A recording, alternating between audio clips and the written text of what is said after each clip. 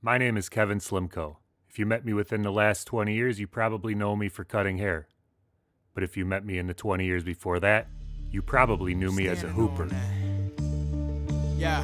And even when I was a teen, I had a simple trick. To take the shadows, keep the balance like a triple pin. You beam up Scotty, blowing pipes like you Pavarotti. Talking about Illuminati, dreaming about a Maserati. I'm from the land of Lottie Dottie, where we body rock, party hard. You never see me with no bodyguard. Stay in your lane, lame, it's insane. You claim you God. I'm on, he put you in the county, now you be your bra. Back on that boulevard, I be the ruler, now I'm cooler. Using my medulla, instead of make a moolah off the ruler. Now let me school you, wanna find a place and make a snaps. And you wouldn't believe it, but I still play ball. Still play ball with guys that I played against in high school, and we played together for the last 20 years. I am excited about this year's squad. We got me and Dave and Shake, all some old guys we've been playing together for a long time. I played against both of them in high school. The team that they had when they were both there, Dave's a year older than us. He graduated in 92, and Sherrick graduated in 93 with me. And their team at Elgin Larkin, my junior year, was one of the best high school teams I ever played against. And they weren't much worse our senior year either. They were really good both years. So it's always been fun to knowing these guys since we were about 15 or so and still playing together to this day. We got my son Calvin.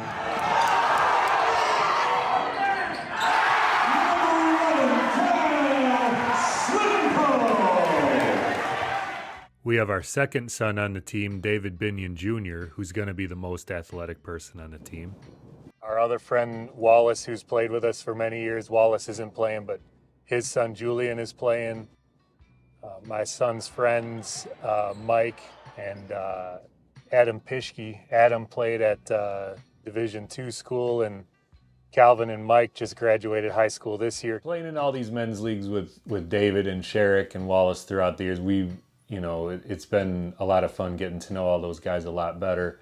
And I thought it would be a lot of fun and a special thing for us to all play together now that our kids are adults. Guys, it's, watching them from when they were fifth, sixth grade all the way up into their early 20s, it's really good. And you look for those moments when they were growing up, man. I can't wait till these guys get old enough to actually play with us, if we're still playing. And fortunately, we got the opportunity to still run up and down the court with these guys. And I hope that you all enjoy this documentary.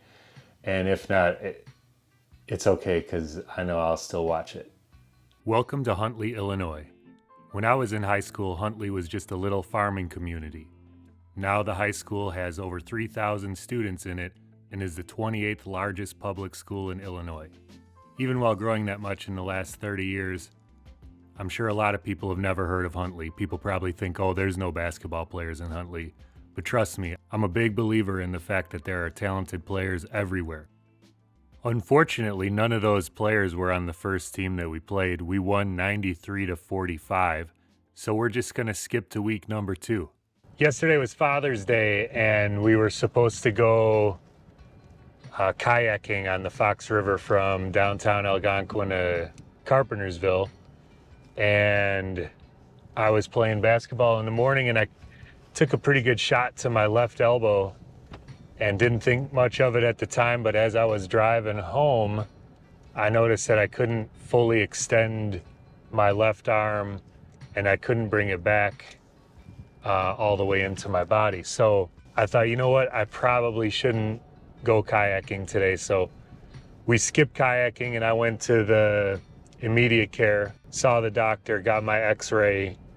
X-ray came back, no broken bones. I remember when Calvin did it when he was a kid, he had something called nursemaid's elbow, and they just popped it right back in. I thought maybe they could do that for me, but that wasn't the case. She said I have a sprained elbow. The first things that you think about is, oh man, I can't go kayaking with the kids on Father's Day.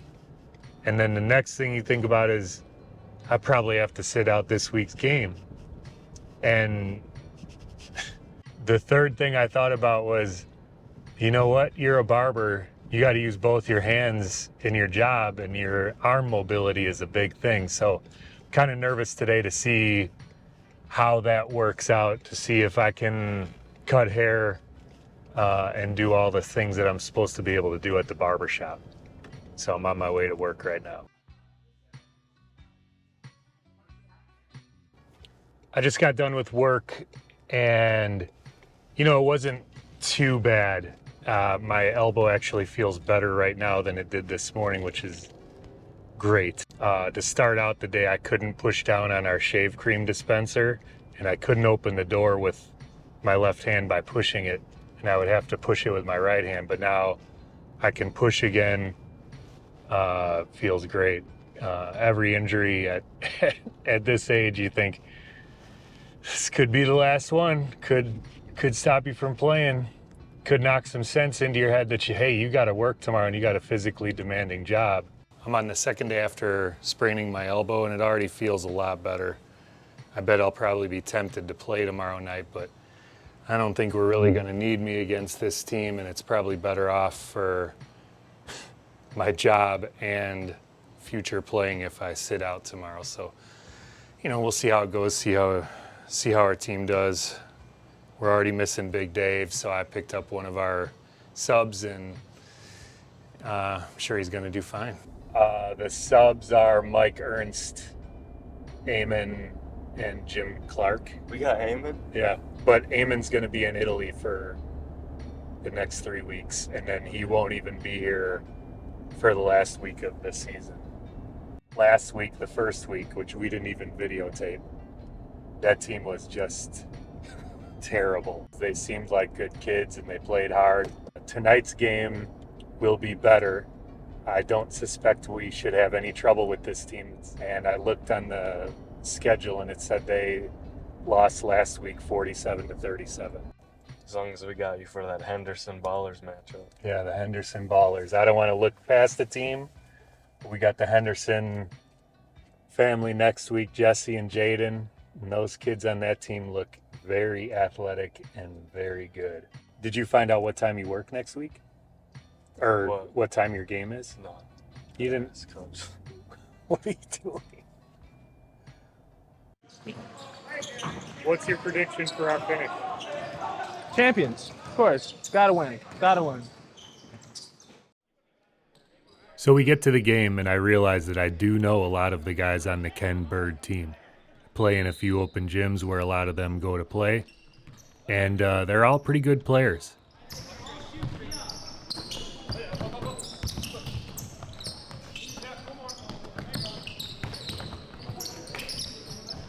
Always a good thing to have one of us start out the game with a bucket on the first possession, especially one of us older guys. Sometimes we fall into spots where, well, this guy hits a tough shot here, but we fall into spots where we let them score some easy buckets. Now, see, this is just a good play right here. This is who I call Manu Ginobili of the local open gyms. Nice lefty. Slim's Barbershop starting out the game strong, but Ken Bird is not going away. Calvin enters the game and immediately hits the shot. Mike Ernst with the post move. The lefty in the pink shorts has really come out strong this game. The Slims team better pay attention to him. Big Tim to the rack. I've heard that if you ask Tim, he's never fouled anyone. Pink shorts again. Dave Jr. to the lane and hits the layup. Slim staying ahead but having trouble getting to a safe lead. Cal to Mike for the three. Bang! Mike, being a pass-first point guard, often passed up open shots until his senior year of high school. It's nice to see that he has embraced the scoring role. Pink shorts again. Calvin and Mike give and go for the layup. Here's Big Tim, making sure the refs call the and one. The Park District Ginobili starts out the second half with a bucket in the post. Calvin brings the ball up. Slims needs a good shot. Calvin, quick jumper, good! Pink shorts again from three. 45-39 Slims. Sherrick drives, no good. Gets his own rebound, hits the putback. Maybe Pink Shorts' last shot lit a fire under Sherrick. David Jr. with a layup and one. Big Tim arguing the call. Slim seems to be clicking on all cylinders and ready to cruise to this victory. Slim's Barbershop with the big win, 85-54. Calvin is the type of player that needs to feel confident both in himself and from his teammates and from his coach. One of the coaches that Calvin always seemed to have good games when he was playing for was actually at the game last night. So hopefully Andrew Hogel is at the next game and Calvin can pull out some magic. Something that could be seen as a negative so far is that Adam Pischke has not had a great shooting night yet. But I view that as a positive because we have looked pretty good so far, even though our best shooter has not had his best games. I'm confident that once he gets rolling, we'll be tough to beat.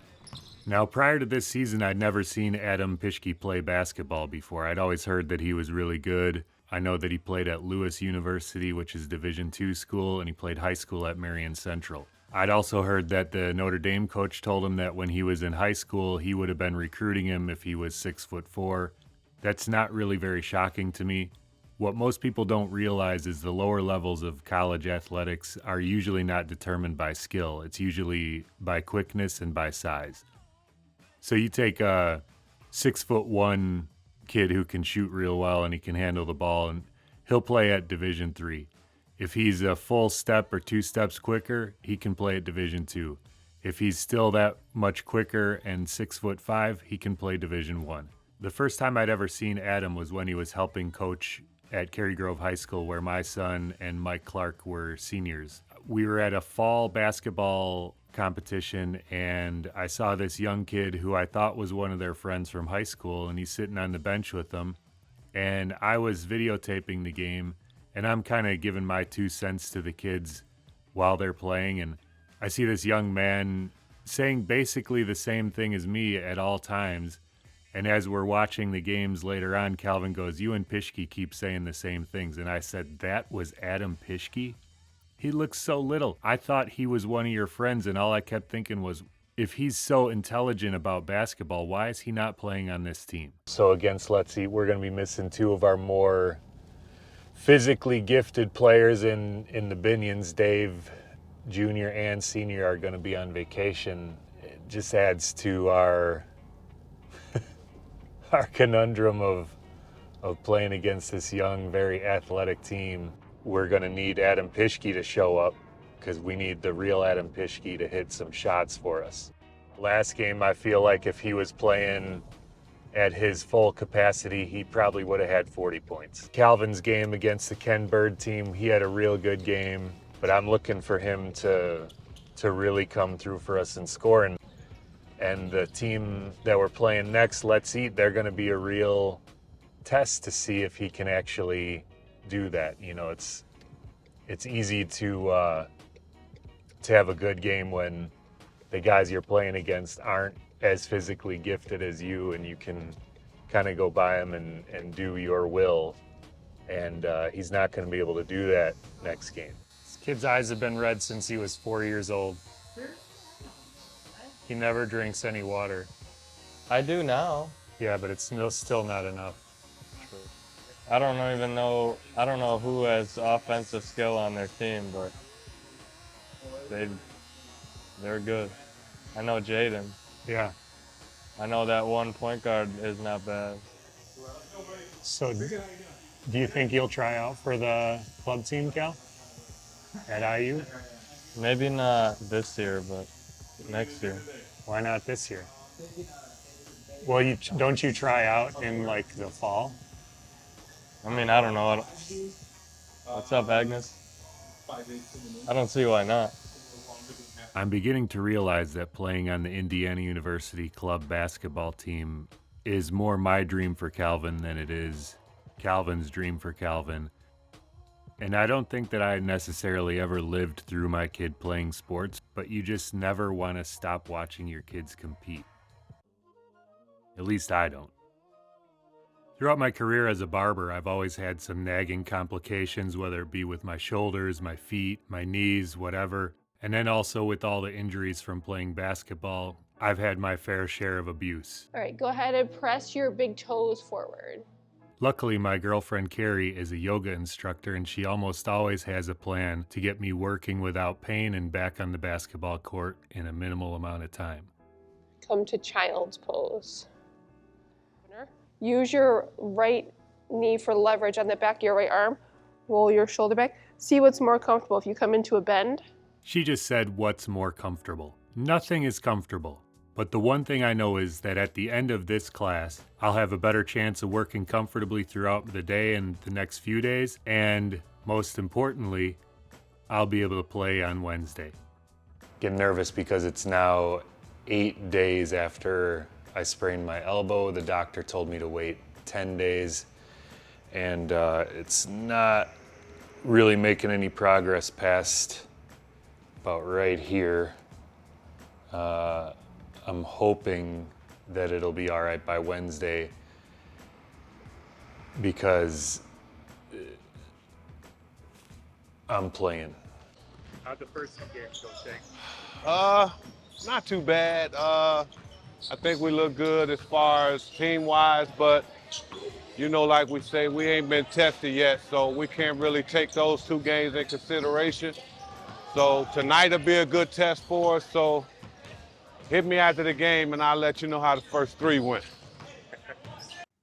Here we are, the 3rd game of the season. Slim's Barbershop taking on Let's Eat. Both teams at 2-0.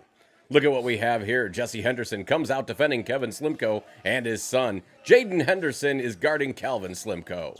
Slim often refers to Jesse as the best defender he's ever played against. The two have been friends since Slim was in high school, and Jesse was playing at UIC. Pretty sloppy play by both teams so far. Sherrick with the first Slim's bucket over 3 minutes into the game. It seems like both teams are a bit on edge to start the game. Appreciate it, man.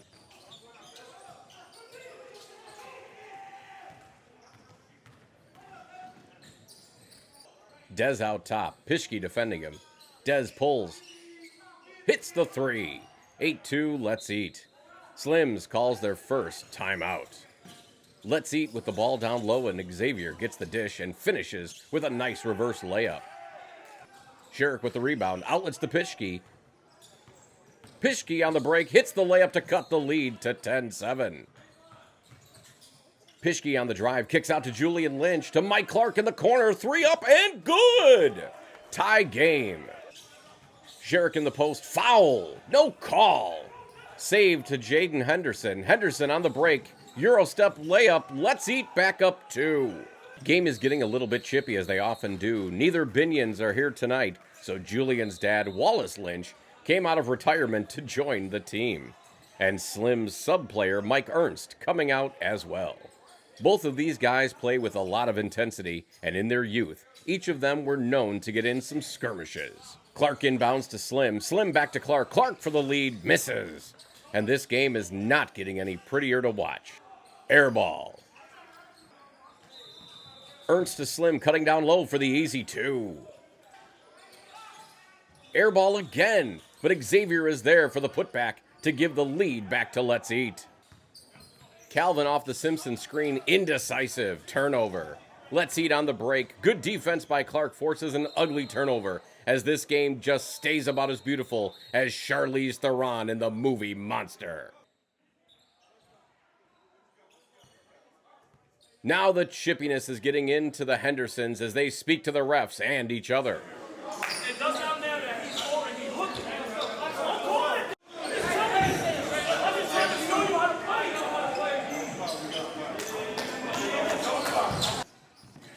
Another turnover. Rebound Jesse, outlet to Jaden for the layup. 16-12 with 2 minutes and change has got to be one of the lowest scoring affairs this season for either team. Mike Clark on the drive, dumps it to Sherrick for the reverse layup. Sherrick jogs the ball up, kicks it back to Mike. Mike drives and a slow motion hesitation for a layup and the lead. Slims goes into halftime lucky to be up 18-16. After a couple quick ones by Let's Eat, Slims is down 21-18 early in the second half. Pischke with the ball. Dez defends under the screen. Pischke keeps it, and oh, what a move! 21-20, Let's Eat! Mike Clark inbounds to Slim. Slim hits the easy bucket while Let's Eat was still trying to figure out if the ball was even inbounded. Slim to Pischke. Pischke drives. Dez flops. Pischke step back. Cans the three. Pischke to Clark. Back to Pischke. Pischke deep three. Bucket. Tie game at 28. Sherrick looks like a giant. Foul. No call. Hits the shot to take the lead. Pischke brings it up, drive, step back for three. Tough, that's a tough shot. Slim's up 5, Let's Eat calls the timeout. Xavier steals the pass from Pischke, takes it in for the layup. Slim's now up 1. Calvin drives the ball, turns it over. Let's Eat gets a technical foul for taunting Calvin after the steal. What a dumb move, while you're up 2 with a breakaway during the final stretch of the game. Misses 1. And 2. Big misses with the chance to tie the game up. Calvin across the lane, lazy pass to Sherrick. Xavier with the steal and the break to put Let's Eat up 6. Slim underneath to Sherrick. Foul. Basket. Good. They say the foul is on the floor. That's a tough break. Sherrick hits 1 of 2. 5-point game. Pischke brings it up. Slim, moving screen. Pischke hits the 3. Did they call the moving screen? No. They say Jaden grabbed Sherrick's jersey before the shot. Sherrick to the line for the 1 and the bonus. Sherrick misses the front end. Let's Eat brings it up with 2 minutes to go in the game. Let's Eat calls a timeout. And apparently the refs have had enough of the complaining and trash talking and called the game with Let's Eat up 7 and just over a minute and a half to play. Game over. Slims drops to 2-1 and Let's Eat goes on to 3-0. One thing I was happy about last night about the other team was that Jesse's knees didn't seem to be bothering him at all. And you know, he was hopping around and bouncing like good old Jess, and I love to see it, even though he was our competitor last night.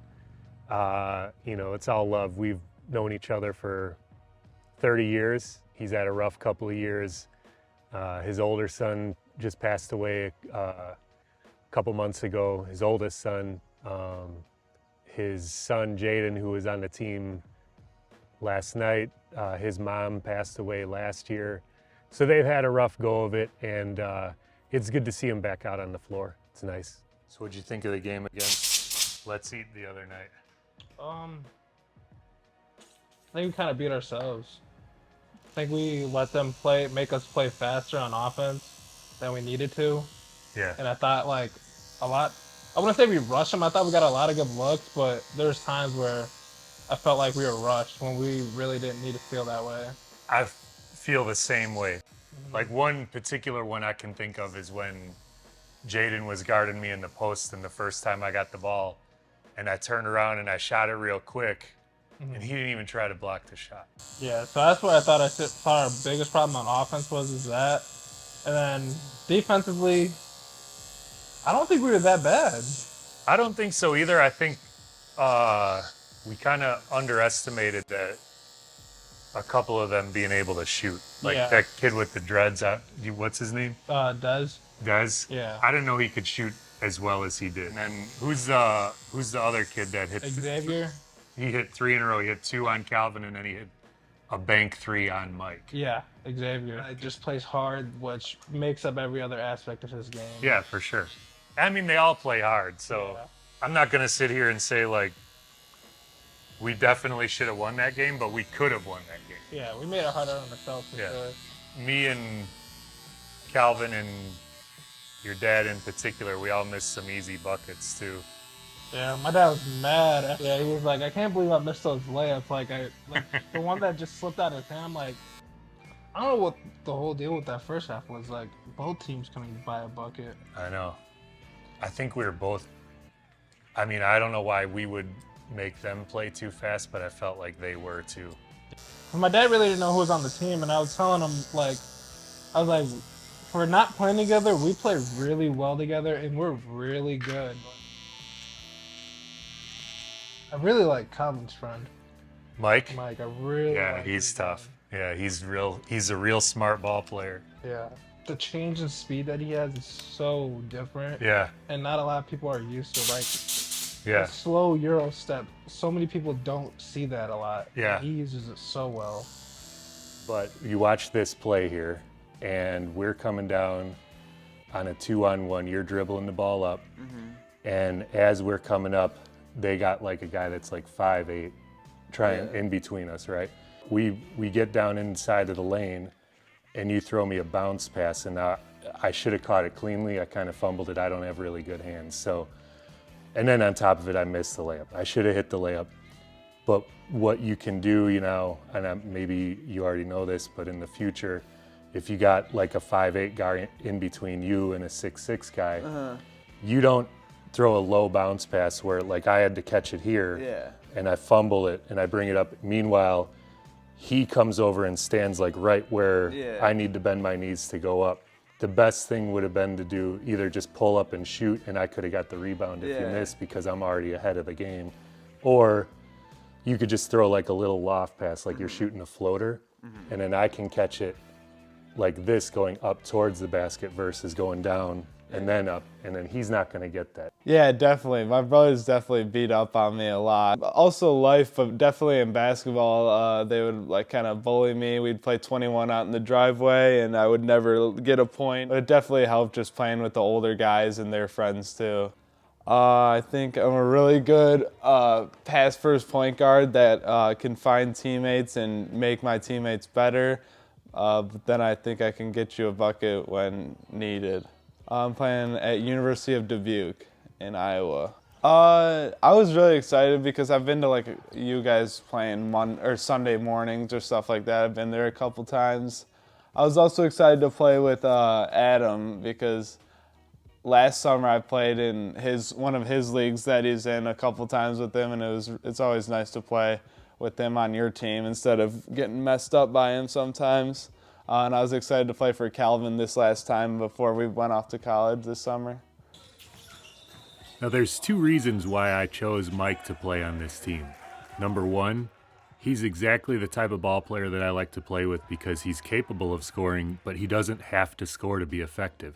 He's always looking for the best shot that the team can get in any given point. I also wanted him for the team because, plain and simple, Calvin plays much better with Mike on the floor. He's always much more confident and much more comfortable taking shots when he's getting the pass from Mike. And I want to see my boy do well. I've known Calvin since 6th grade, and then I think freshman year was when we became really close. These last 4 years of high school, me and Cal were best friends through all of it. We're heading into week 4's game right now, and I found out that I have COVID, so obviously I won't be playing in the game, which totally sucks, but the worst part is that I can't work for this week, and when you're self-employed, you don't get paid time off. 2 weeks ago, I couldn't play because of my elbow. I'm taking Calvin on his college orientation visit next week, and then in 2 weeks, we're going to visit my cousin in California. So I'm gonna miss half of the games of our regular season. It's just disappointing and disheartening that I was so excited to play in this season. We got a team coming up called the Unstoppables. I don't know who they are. I don't know anything about them. So they're 2-1 just like us. And I wish I was gonna be there to help the guys out, but I think we got it. I think we can take care of them. Wait a minute. I do know this team. I played on this team years ago, but the only player that's still left is the bald guy with the headband, and he can really shoot. I know exactly what our team is thinking here. We're thinking there's a bunch of 12-year-olds with a couple of old men. We're going to come out here and kill them, and we're going to be wrong. Mike Clark up to Pischke for three. Book it. Pischke with the rebound. Brings it up himself. Up to David Jr. for the layup. Number 4 with the nice drive and turnaround to cut the Slims lead to 12-9. Cross court for three to tie it up. The Unstoppables came to play. And another three. Pischke on the drive. Nice reverse layup. Unstoppables with the ball up 17-16. Kick it out for three. It's good to put Slims down by 4. Sherrick with the spin in the post for the layup and 1. David Sr. into Wallace in the post. Foul, no call, hits the layup anyway. Unstoppables walk it up the court, swing it around for yet another 3. The Slims team better start respecting their outside shot. Calvin for 3, no good. Sherrick with the tip to end the half, 30-25, Unstoppables in the lead. Pischke brings the ball up, nobody stops him and he cuts the deficit to 3. Mike on the drive, drops to Calvin for the lefty layup. Pischke out top, kicks it over to Julian for 3. Looks like the Slims team might be heating up. Calvin with the rebound. To Mike, to Julian, to Dave Jr., to Pischke. Back to Jr. for 3, ties the game up at 32. Pischke, deep 3, book it! Slims up 3. Unstoppables bring the ball up. Mike tips it to Julian. Julian back to Mike for the breakaway layup. Pischke, step back, tough shot. Pischke walks it up. Long range 3, book it! Pischke brings it up. Drive, step back off 1 foot. You gotta be kidding me. Slims now up 15. Wallace brings it up. Hits Sherrick for the layup. He looks like he's auditioning for Winning Time Season 3. Dave Sr. to Pischke. Deep 3, you know it's in. Sherrick for 3. Wallace tips it in. Slims goes on for an easy win while Slim is at home with his first bout of COVID. I'm on my way back to work after being out for a week with COVID. My COVID was, like most people, pretty unsubstantial. My girlfriend had a hard time with it, though. She was in the immediate care and the ER the next day. And right now, it's 7:30 in the morning. My first appointment is at 8, so I'm hoping that I can get to work in time to give myself a cleanup on my face because my beard is a little bit overgrown right now. And the worst thing about being self-employed or being a barber in general is that all of my appointments from last week had to be shifted over to this week. It's the worst thing about taking any time off, whether planned or unplanned, is when you come back to work. It's just a nightmare. You're trying to cut as many people's hair as you possibly can, both for your pocketbook and to keep your customers happy. Now I'm going into work and I'm sort of thinking about the basketball game this Wednesday, but not much. I'm not even going to play. Calvin and I will be at Indiana University for his orientation.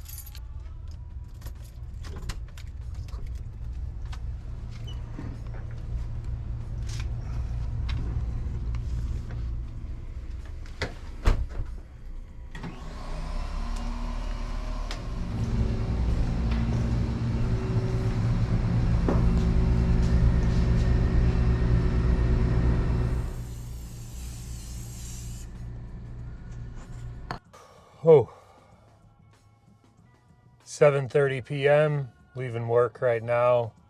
It's nice to see everybody again, but I am beat. I'd like to go home and go to sleep, but it is my girlfriend's son Tyler's 1-year anniversary today of being crushed between 2 cars. Before his year anniversary, he was able to run a 5K, so that's unbelievable. And, I'd like to see him and tell him I think he's doing a good job and It's amazing that he's made it this far in less than a year. Amazing he's alive. Born on the north side of Chicago.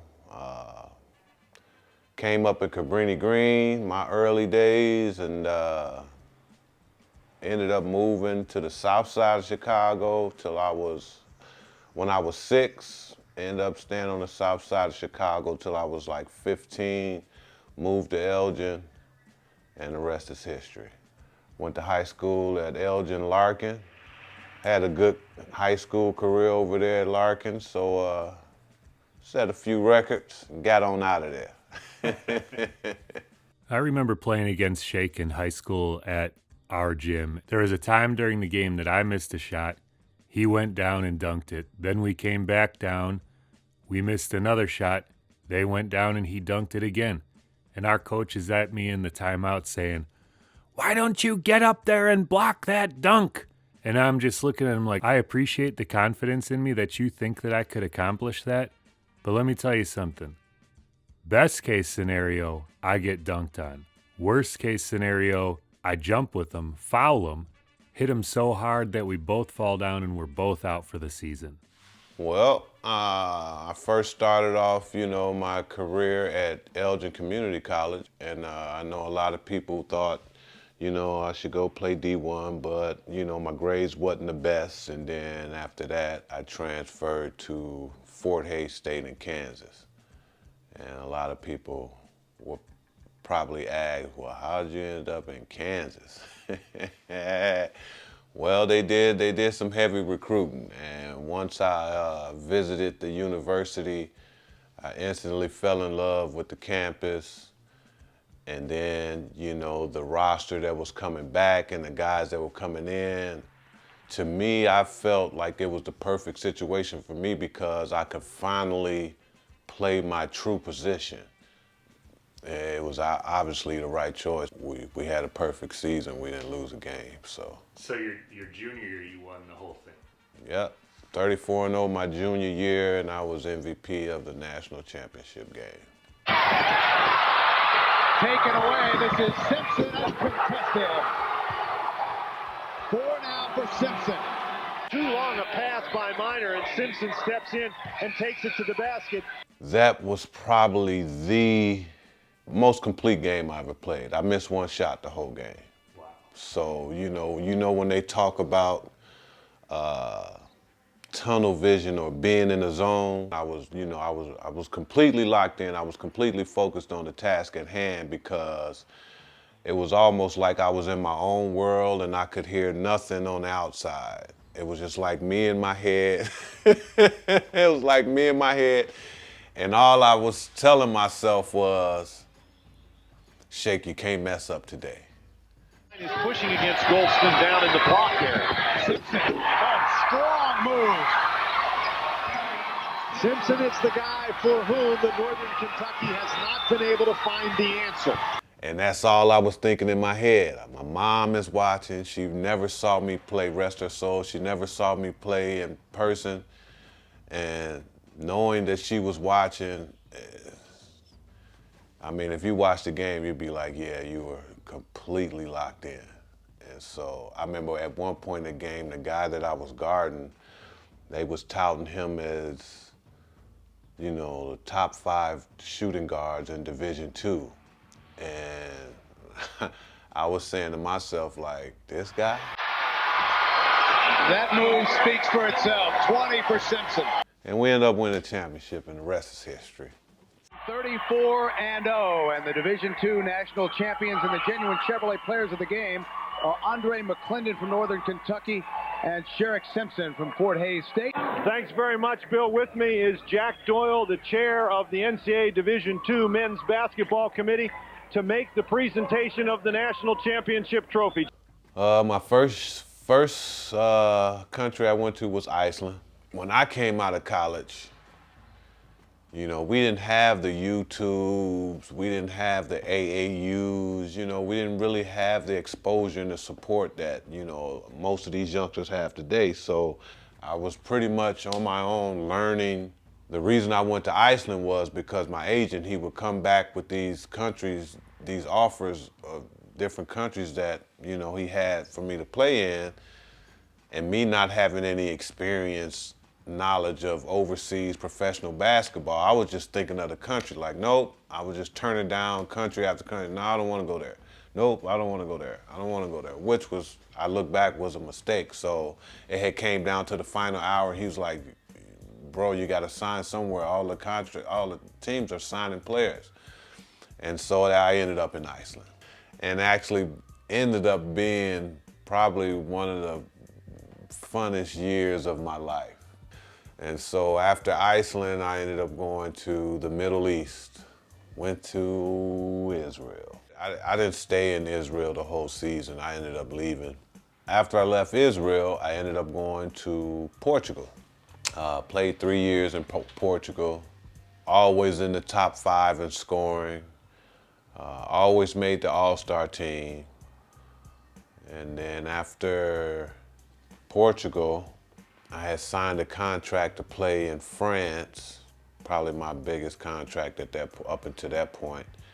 And I ended up having a car accident a month after I signed that contract, which actually put me down for probably the next year and a half. After the accident, I fractured my pelvis. After I got back strong and able to play again, I ended up going back to Portugal. Everybody wanted to see if I could still play the way that I played, so I accepted a contract in the second division after playing 2 years in the top division. Made it to the championship. We didn't win. And then the following year after that, I ended up signing in Amsterdam. Amsterdam was fun. Ended up winning the championship over there. So I drive over to the Basketball Hall of Fame in Springfield, Massachusetts. Now, remember, this is where the likes of Michael Jordan, Kareem, Magic, Bird, all of these guys are. I said, this can't be real, man, no way. And I'm like, where is this jersey at? So I walk down these steps, I see all these little kids looking at these NBA relics in the case, and then I see my jersey on the wall. I said, I think I went to tears. And I go over and I look at my jersey. I remember my jersey was right next to Steph Curry's Davidson jersey on the wall. And I'm sitting there staring at this jersey on the wall. I'm like, wow, this jersey is still... Now, this was 96 when they took my jersey. We're now in 2011. And I was like, well, I guess they're just going to leave it up there. I said, the only Division II jersey in the building. So I felt really good about it, and I'd never forget these little kids ran up to me and they were like, is that your jersey? I said, yeah, that's my jersey. Huntley Men's Basketball League Week 5. Slim's Barbershop 3-1 are taking on the winless Blue Ballers. Calvin and Kevin Slimco are at Calvin's college orientation. The Blue Ballers haven't won yet, but they have played the toughest schedule so far. Arnav Jain starts out the game with a 3. Tarek with the turnaround, good. Julian Lynch for 3, hits it.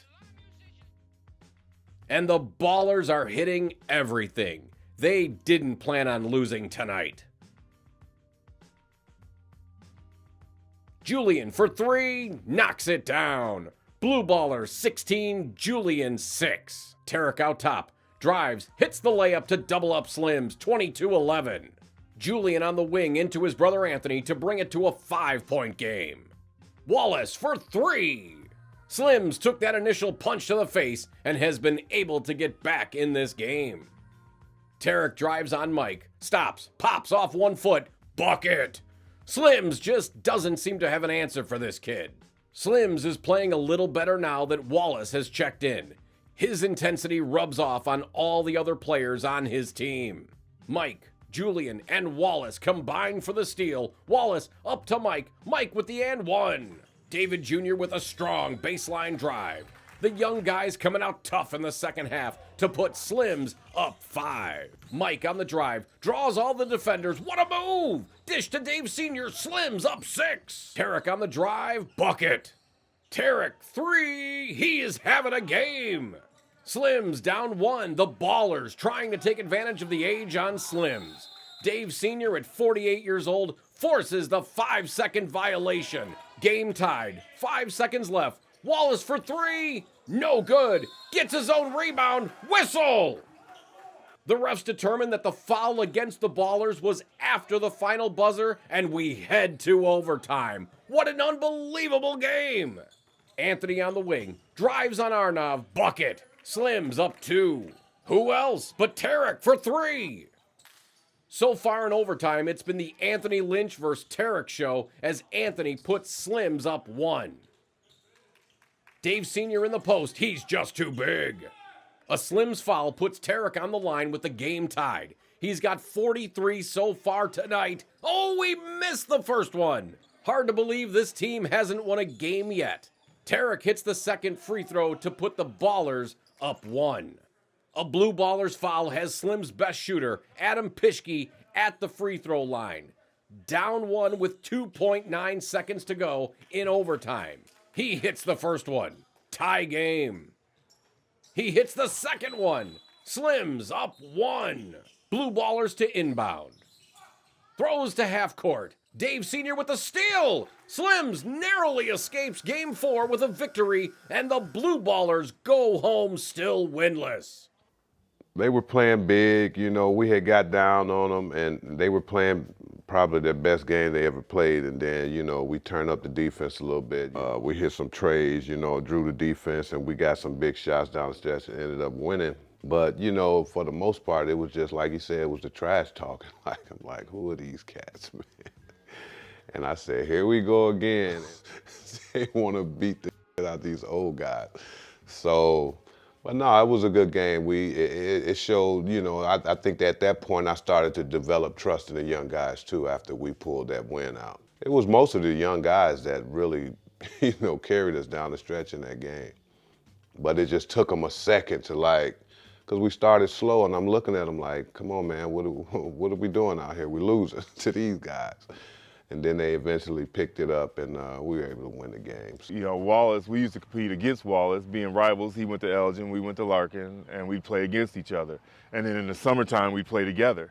You know, so it was, you know, Elgin had a lot of players back in the days, and you know, I've known them guys for a long time. On our team, yeah. I would probably have to say Wallace. He's frustrated. He ain't started about 10 minutes.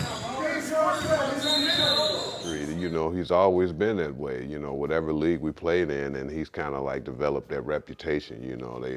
Like he's the guy that's looking for the tough guy or the guy that's talking shit. And that's Wallace, that's his role, you know. Unconsciously he does it, you know, I don't think he consciously does it, just who he is. And so, yeah, I would give that to Wally. Oh, hands down Wallace. Hands down Wallace. He likes to talk trash and start trash for no reason. You know, with our kids growing up and playing together, he had a hand in how David plays as well.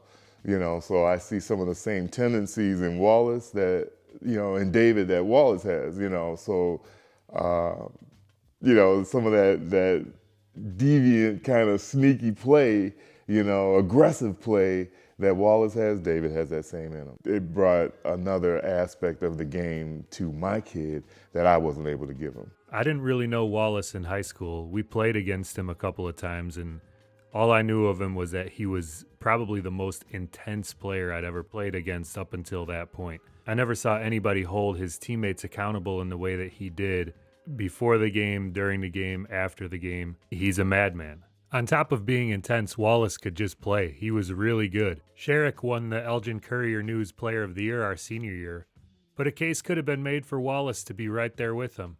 Now, I really got to know Wallace when we were on the Laird Funeral Home team together. After the games, we would always go out for pizza and beer. He'd always tell me about everything that he did when he was growing up, like how many people he knocked out at the Elgin YMCA while playing basketball or volleyball. And then he would always show me videos of his sons Anthony and Julian playing in AAU ball, and I was real impressed. Now, Julian probably didn't get the high-flying hops that his pops had, but he's tough. He's good around the rim. He's got great hands playing defense. He can post up. He does a lot of things that people don't want to do. He's always playing hard. I was surprised at how good his hands are on defense. He really gets a lot of deflections and a lot of steals on the dribble. He was the first one of the Lynches to join the team for the summer. Anthony and Wallace decided not to play to begin the year.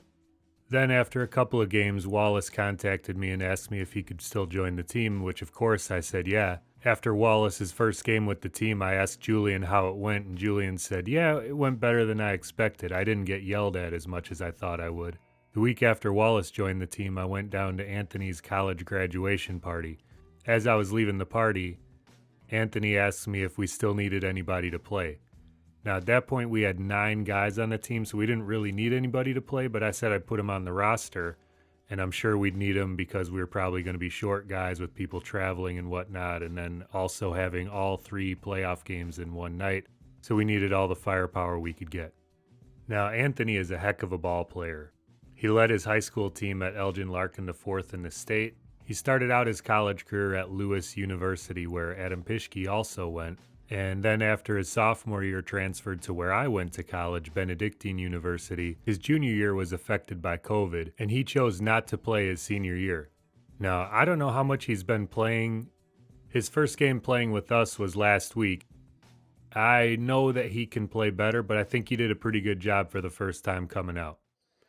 Welcome to Week 6 of the Huntley Park District Men's League. We have Slim's Barbershop versus the Cromie Homies. I know in the list of teams, Homies is spelled with an S, but I'm going to announce this game like it ends with a Z. The Homies are missing one of their best players in Zach Leahy. The Slims team welcomes back Kevin and Calvin Slimko. Kevin has missed 3 of the 5 games this season. Pischke creates space, bucket. Pischke pulls up, and he's up 6-2. Bergeron pulls up from 3. Big man with range. The Cromie Homies came to play today, working a lot of plays through the 6'8 Bergeron. Pischke brings it up. Oh, what a move! Halfway through the first half, and Slims is only up 1. Pischke is too good. Make that up 3. Sherrick with the steal. Layup, make that up 5. Bergeron with the rebound and the dunk. Dave Jr. on the drive, tries to answer dunk for dunk. Slim with the tip. Mike Clark drives, dumps to Slim for the easy bucket. Mike on the drive and nice finish. Slim's back up 12. Bergeron with the 3. He's having a good game, but the Homies have no answers for the Slims Barbershop team. Slims goes into halftime up 44-24. Mike Clark to Slim in the post. Quick spin for the layup. Adam Pischke behind the back. Double crossover, step back for 3. And this game is turned into a rout. And the game ends with Slims ahead 92-53, but it seemed a lot closer than 39 points. So I went to Elgin Larkin High School in Elgin, Illinois, and graduated in 1992. My junior year, we went to the Sweet 16, and as well as my senior year, we went to the Sweet 16. You know, we were tough. Again, we were athletic. We had a lot of athletic players. But when it came down to crunch time, you know, we just didn't have the players that way. And I guess you could say that for both years because we kind of ended up the same way. I played football before I played basketball. I had a love for football, and then once I started playing basketball, that love got, you know, bigger than football. And then when I was a sophomore in high school, I had a seizure playing football. Bumped heads with a guy. And this was preseason with no pads or nothing. We bumped heads, you know, running routes. And the next day I had a seizure. I was 16, it was the summer. That stopped me from playing football. No, they didn't. My mom didn't play. My dad didn't play. He was more of a street guy for the most part, you know, as far as I know. But my brother did. My brother was 7 years older than me, and he played. And I used to watch him play.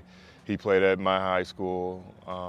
He was a track star as well, so I was, you know, he was an athlete, and I was all over him, you know, following him, going to his basketball games, going to his football games, going to his track meets and all that. So that was, he was kind of my mentor, if you will, when it came to sports, just because he was doing everything too, you know. And he was an all-state triple jumper, and he was getting ready to go down state, and the week before he was going down state, he got caught smoking cigarettes or whatever it was out in the park somewhere by his basketball coach, who then told on him, and he could not go down state, and changed his life.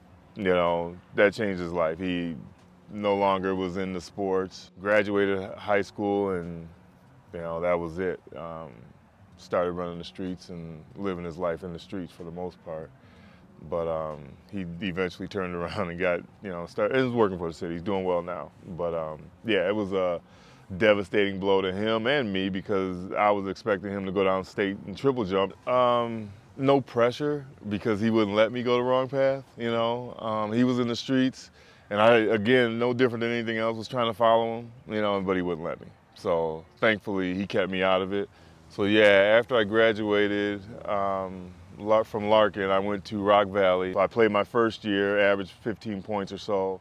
My second season, I wasn't eligible the first semester, and then played the second semester. And played the second semester and was one of the top 20 junior college players in the state. So I played in the All-Star game. For me, it was another accomplishment. You know, when I was in high school, I was nominated at McDonald's All-American, so I was one of the top 1,500 in the country. And then to go to college and be nominated or play in the All-Star game as one of the top 20 in the state. In junior college, yeah, it's junior college, I get it, but still, you know, there's a ton of junior colleges in the state, and then there's a ton of players in junior college in the state. So to be one of the top 20 at the time was, for me, an accomplishment. So I'm a carpenter by trade, and I'm a construction superintendent. So a general contractor superintendent. So I oversee a lot of CPS schools. I do a lot of CPS work. I built houses. I built roads and bridges. Like, what have you worked on throughout the house? Oh, goodness. Well, the patio, I did the patio, redid the patio outside, to put in impermeable papers. Me and the boys helped me do that. My sons helped me do that. I've started my workshop in the basement, built a bench, workbench, some drawers, that type of stuff in the basement where I can store my tools. Redid the front driveway. It was asphalt. Tore up the asphalt, put concrete in. I don't know what else I'm gonna do. I got a few other projects that I'm gonna do. My wife says, you know, that I'm gonna be doing. We'll see how it goes, but yeah. I'm 22 years old. Yeah, so right now I'm just in school at ECC. I'm just a student there, and then I'm also working at St. Joseph Hospital as a PCT. And at ECC, I'm trying to get into the nursing program. So that's where I'm at right now, just waiting on that nursing program and acceptance. I played in high school at South Elgin High School. Yeah, it was fun. Oh yeah, I guess Julian, yeah, okay, so Julian was with me, I forgot. He's 2 years older, but yeah, I played with Julian my sophomore year. He was a senior, that was fun. He played with us the summer league. It was nice to rekindle that basketball IQ with each other and just playing with each other, it was fun. The Week 7 matchup today is Slim's Barbershop versus the Old Heads. The Old Heads come into this game with 3 victories. Slim's Barbershop is 5-1. Sherrick with a steal and also started Slim's out with a 3. You can tell with each passing week that Sherrick's legs are getting more lively. Pischke with a couple 3s in a row. Mike hits Dave Jr. with a dime.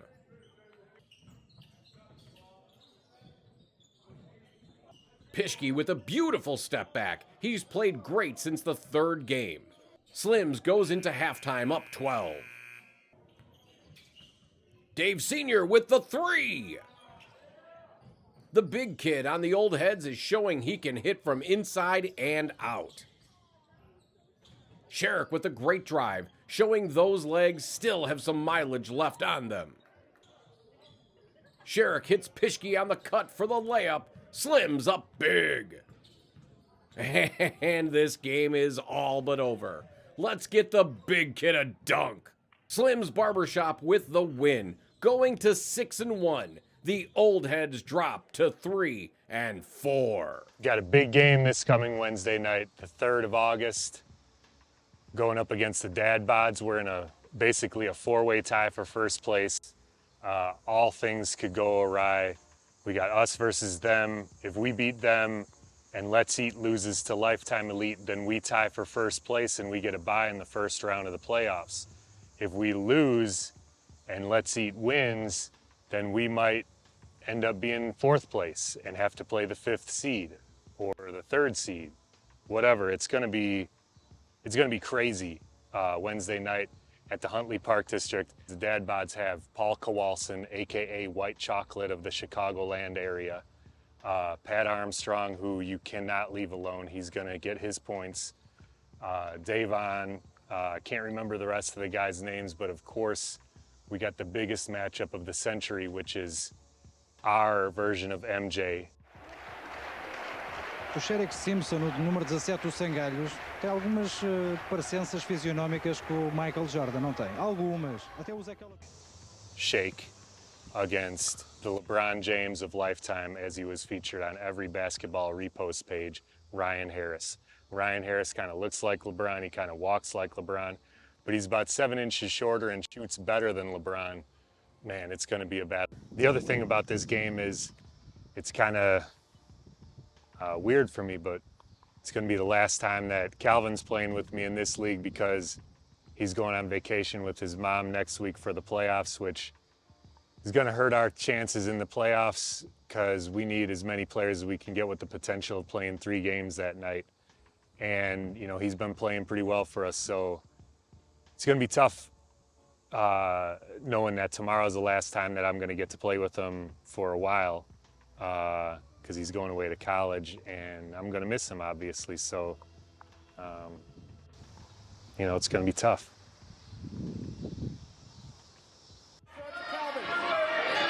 Go to that way, Cal.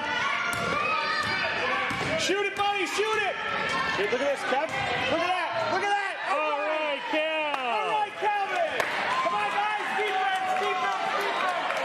Who you guarding? Which guy you guarding? Point to who you're guarding. My kids were not that into basketball when they were little, when they were growing up. They would play in the yard and they thought they liked it, but they weren't ever like, oh, let's go play basketball.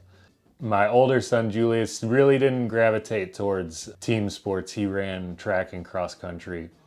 And Calvin, my younger boy, always wanted to play football because the school that he was going to go to high school at is a perennial powerhouse in football. They've won a bunch of state championships. Matter of fact, his senior year, they won the state championship. It's probably the best high school sporting event I've ever seen. They beat, at Cary Grove High School, they beat East St. Louis. Ended up always, the last couple of years he played, being the quarterback on teams with kids that were being brought up who were in 6th grade, but they were deemed too heavy to carry the ball against these other teams that were coming in that only had one team in the whole town, but they were playing in the B division. And they'd have kids that were like 14 years old and already looking like men at 180 pounds versus a 6th grader who was just a little kid that was heavy weighing 180 pounds. And Calvin, playing quarterback, always had to run for his life as soon as he got the ball. So when high school came, he was like, I think I'm just going to focus on basketball. With COVID coming in at the end of his sophomore year, that was when he was really starting to come into his own as a really good ball player. That progression sort of being stifled by COVID kind of hurt him going into his junior year. And they did not even play a full season that year in high school. And coming into his senior year, kind of needed to get that confidence back rolling that he had at the end of his sophomore year, and it took a little while. Now, knowing that he was 17 graduating high school and watching him gain 40 pounds from the end of his high school season till the time that he went to college really made me think, oh boy, we could have kept him one more year, and but another year of development and gaining that 40 pounds really would have helped him in what his weaker points were in the game. I grew up around basketball my whole life. My dad was a coach at Jacobs High School, where we eventually went. He didn't coach me as a varsity player, but he coached us as freshmen. My brother, Mark, was 8 years older than me. I always wanted to be just like him, so I followed him around playing basketball. And he was a big man, so I learned how to pass the ball into the post and pass the ball to anybody because he was shooting no matter where he got it. So we're celebrating after the game because it was a tough-fought victory. And Calvin comes running out onto the court. He goes, "Uncle Mark, Uncle Mark, Uncle Mark." And my brother goes, "Yeah, Calvin," because he was excited and he thought Calvin was going to tell him how good he played. And when he said, "Yeah, Calvin, what?" And Calvin goes, "Do you ever pass my dad the ball?" He is a bit of an authority figure. Some might even say he's touched by God. Even though it's warmer in here, it's still cool. And they can feel it down there on the floor. Slimko inside, great position. And he gives the Falcons the lead. He hit the winner in the BYU game, got a putback off a free throw. He's come along. I like his improvement. And others might just say that he's all meat. Strong kid, 6'5", 195-pounder. Little slim, but it's all meat. Now, we joke around with each other. We pick on each other. We make fun of each other. And our sister Jill is in the middle, so she kind of got off easy because she would team up with Mark to make fun of their little brother Kevin, or I would team up with Jill to make fun of Mark because he is an authority figure. Now that we're getting older, my brother and I can make fun of my sister Jill because she's turning into our mother. So it's all working out. When I played in high school, our team had a lot of people who could really score. So I led our conference in scoring, but I didn't lead our team for the season in scoring. Brian Hinkle was on my team, and he led our team throughout the entire season. I just led us in the conference games, and we were right there neck and neck. Todd Weiss was on our team. He was 5th in the conference in scoring, and I played the point. So I set our school record for assists, but it was really pretty easy with those guys shooting, and even our role players were pretty good shooters too. I never thought that somebody would beat my assist record while also leading the conference in scoring, but Johnny Moran beat my assist record, led the conference in scoring, and also averaged more points than I did. But he was a special player, so I can't be mad at that. It wasn't defense. But you know what? I go back to when I coached, and of course your dad coached, and when you guys played, and I know sometimes in my mind maybe I exaggerate it, but I know you and Brian and Todd, between the three of you, probably averaged close to 60 points a game. Plus, we had 3 of you guys who could score 20 in any game. I don't know of any team that scored like at the rate you guys did. And you weren't the greatest team in the world. You were very good, but it wasn't like you were state champions. But the object of the game is to score points, and we did a pretty good job of that. And I don't think I've seen a high school team shoot free throws like you guys did. I mean, I think we had 3 or 4 guys that were over 80%, I believe. Of course, as a parent, one of the most exciting games, and I need to give you a lot of credit because you got a lot of assists the game when Brian scored 48, which is still the Fox Valley record. And he scored 48 points and against Central. And so the next game, they were intent. Brian was not going to score. That really ticked them off. So they really put all the pressure on Brian. I always tease him because for the year he averaged 25 against Central. He had 48 and 2. And he wasn't even upset after that game because Todd Weiss hit like 6 or 7 threes in the first quarter. Some of the guys that you played with, you guys were playing recess in elementary school and keeping score of the game for how many different recesses in football and basketball or whatever, and are still friends, which really it's really amazing, but it's good. It's a good thing. My brother, who I was talking about earlier, had a great high school career, ended up at the time being the school's all-time leading scorer. He was one of the first 2 basketball players to be inducted into the Sports Hall of Fame at Jacobs, which was 35 years after the school was opened. And he went to the Air Force Academy, which is a Division I program, but it's not a huge Division I program. They were pretty good while he was there. He did not really get to play much his freshman year, played some here and there his sophomore year and played a lot his junior and senior year. And watching him knowing that he was much more physically developed than I was at that age, and watching him not play very much his freshman year, I kind of was influenced that and thought I wanted to go to a smaller school and play. So I went to Benedictine University, which is a Division III school. So you were telling us about Kevin Slimko. Yeah, Kevin's been a 4-year starter for us, at least on and off anyway. But yeah, Kevin and Josh are roommates, and they're a little bit different, but in a lot of ways. But you know what? They're good. It's always nice for a coach to say. We got a lot of good kids on our team, and Kevin's really stepped it up his senior year. We needed him to step it up, and he's done it. So you ready? Born ready. I'm kind of sad, man. This is our last game together. For the summer. For the summer, yeah. But you know, I mean, this also means that you're leaving for school soon too. True. So what do you think about tonight's game? I don't know. It'll be a good game, that's for sure. Yeah. If we win and Let's Eat loses, then we get a bye. The first game. Wait, what if we win and Let's Eat wins? Then we come in third. Oh, because we lost to Let's Eat. Yeah. Our game is big. Lifetime plays Let's Eat on the other court at the same time as us. I did a plyos workout earlier today. What's that mean? Like jump workout. Are you going to be able to jump tonight? I'm either going to be springy or retired. I don't know what it was. I've been so excited to play in this game all week, and today when I got home from work, I could have slept till tomorrow morning. My legs don't hurt for once, but they feel like they're dead. All right, let's get it. The Week 8 matchup of Slims versus Dad Bods is a heavyweight matchup. The older guys on the Slims team have played against these guys in several different leagues, and it's always a marquee game.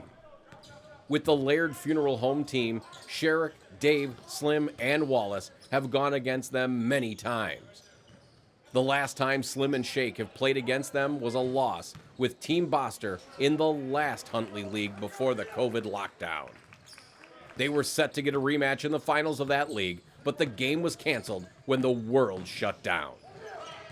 Mike Clark up the court to Dave Sr. in the corner, shoots a three, and it's good. Binions up 5-0. Harris from deep, no. After buckets from Pischke and Sherrick, the Slims team takes a commanding 10-0 lead. Dave Sr. to Mike on the cut, too strong, but Junior catches the pass and lays it in. The Binions are doing a great job to start this game off on the right foot. Dave Jr. with another block on Harris, but Oates is there for the putback to finally get the Dad Bods on the scoreboard. Harris wanted the foul on the drive, got a technical instead. Sherrick hits the three to extend the lead to 18-4. The guys on Slim's bench probably want to get in, but don't want to ruin the momentum. Wow, 20-4 to start the game. Donnell, a quick move in the post for a bucket, cuts the lead to 11. Calvin out to Julian in the corner for three, bucket. The Slims team keeping pressure on Harris, trying to make sure he gets nothing easy. That's one of his best looks of the night so far, and it was pretty deep. If they let him get hot early, that shot would be in the basket.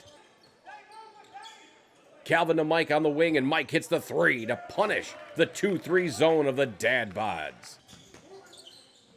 Swing over to Anthony. Anthony drives, floater, good. Outlet to Kowalson, foul, no call, loose ball, Wallace picks it up for the easy two. Mike Clark gets fouled at the buzzer, to the line for three. Now, while you can't say this game is over by any means, it's amazing how well the Slims team has done in shutting down a very potent offense. Mike hits 2 of his 3 free throws to extend the lead to 34-16. The second half starts, and Ryan Harris drives from the wing to get what I believe is his first basket of the night. Dave Sr. pulls back for 3, and it's good. Paul Kowalson drives in for the pretty layup. Oates for three. Oates might be leading the dad bods in scoring tonight. Harris for three in the corner. That could be their spark.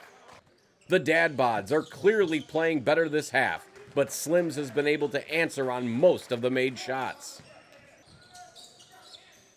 Harris for three.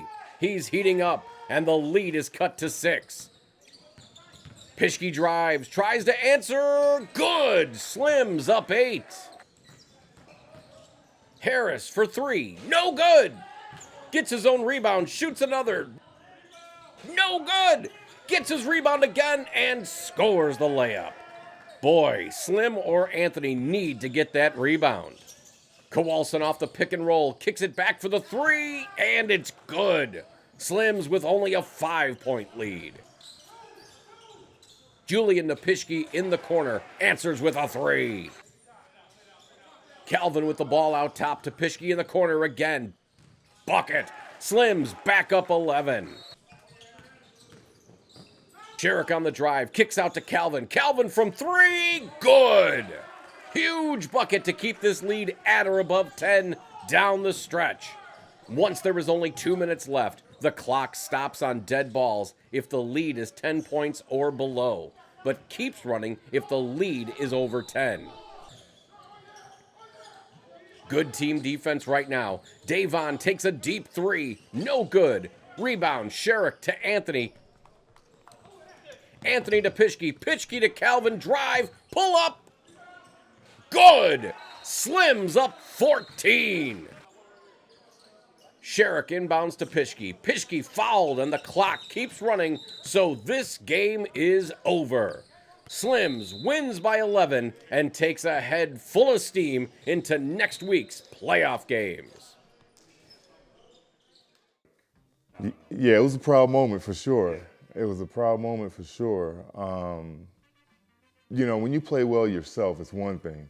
But when your kid is right there playing with you well in the same sequence, you know, that's huge.